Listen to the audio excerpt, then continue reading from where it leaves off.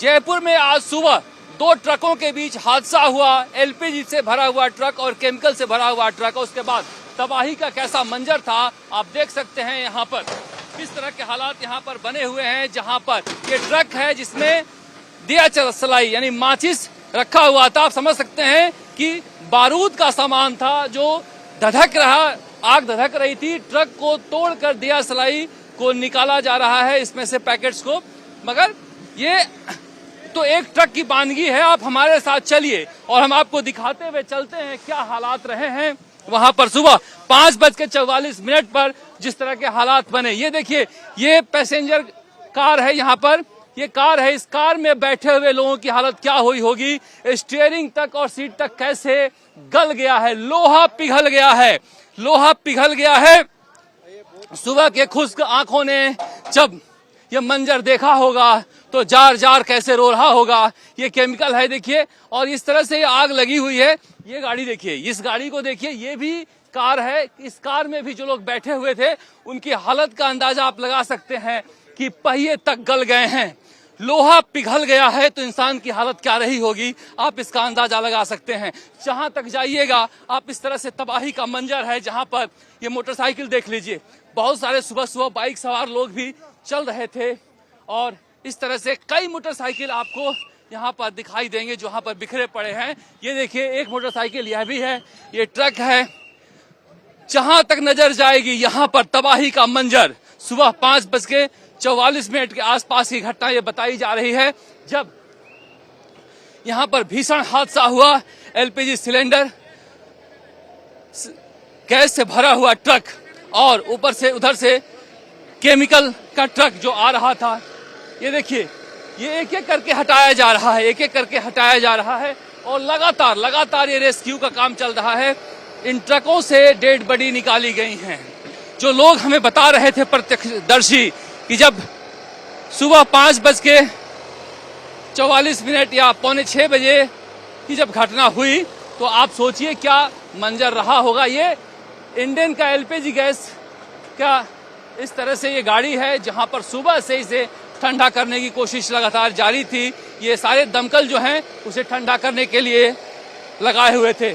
शहर राजमार्ग पर इस तरह से हर तरह के सामान जाते हैं जहां पर लोग भी चलते हैं, मगर इस तरह से दौड़ती हुई भागती हुई जिंदगी की रफ्तार यूं थम जाती है। आप देखिए, जहां तक जाइएगा तबाही का इसी तरह से मंजर है।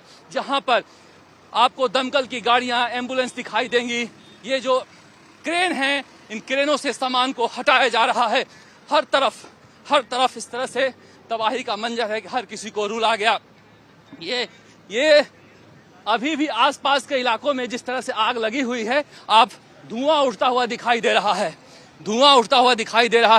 4 घंटे बाद भी अगर इस तरह के हालात हैं तो आप समझिए यही वो एलपीजी से भरा हुआ ट्रक है जिसकी वजह से हादसा हुआ है।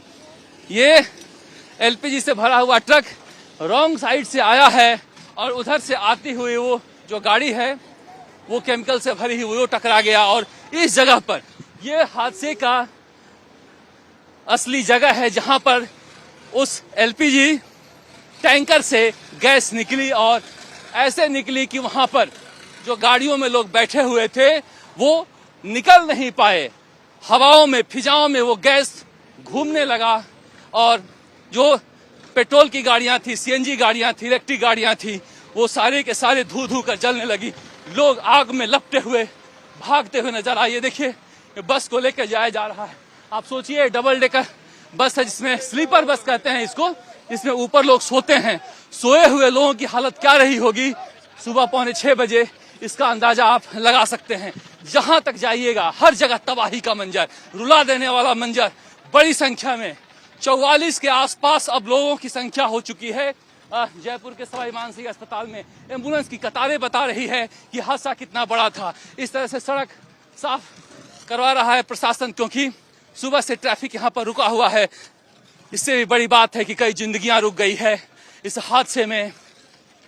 इस हादसे का जिम्मेदार कौन है? क्या कोई लापरवाही है, ट्रक चालक की लापरवाही है या फिर सरकार की भी लापरवाही है? अगर देखें तो इसमें जो ये कट है ये रिंग रोड के जो पुलिया बननी थी वो पुलिया बनी नहीं, जिसकी वजह से रॉन्ग साइड से लोग जाते हैं और इस वजह से हादसा हुआ है। वो पुलिया पिछले 4 साल से यूं ही पड़ी हुई है। तो कहा जा सकता है कि ठीक है, रॉन्ग साइड से वो ट्रक गया, क्योंकि वही जाने का एक रास्ता है रिंग रोड पर जाने का। मगर अगर 4-5 सालों से रिंग रोड की पुलिया अधूरी पड़ी हुई है तो रास्ता यही है। इसलिए इसमें दोष सरकार का, प्रशासन का भी उतना ही है जितना ड्राइवरों की लापरवाही है। मगर ये जो तबाही का मंजर नए साल से पहले जयपुर के लोगों ने सुबह सुबह देखा है वो दिल दहला देने वाला है।